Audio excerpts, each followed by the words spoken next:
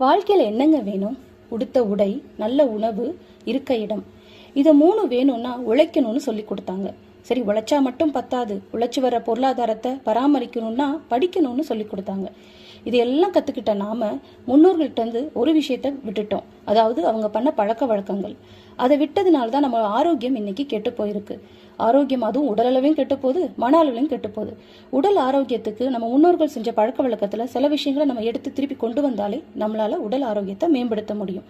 மன ஆரோக்கியத்துக்கு அவங்க என்ன பண்ணாங்க? அதாவது காதை கொடுத்து கேட்டாங்க, நல்ல கதைகளை படிச்சாங்க. ஸோ இதெல்லாம் நம்ம கொண்டு வந்தோம்னா நம்ம லைஃப் ஸ்டைலில் நம்மளால மன ஆரோக்கியத்தையும் நம்ம நல்லா மீட்டு கொண்டு வர முடியும். இது ரெண்டும் இன்னைக்கு இந்த காலத்தில் ஒரு சவாலாக இருக்கு. இதுக்கு தீர்வு காணத்தான் ஸ்நேகிதி சுபால உடல் ஆரோக்கியத்திற்கு சில பழக்க வழக்கங்களை உங்களோட பகிர்ந்துக்கிறோம். மன ஆரோக்கியத்துக்கு நல்ல கதைகளையும் நல்ல கருத்துக்களையும் பகிர்ந்துக்கிறோம். நீங்கள் சப்ஸ்கிரைப் பண்ணுங்க. உங்களுக்கு பிடிச்சிருந்ததுன்னா நீங்கள் எங்கள் சேனலை ஃபாலோ பண்ணுங்க.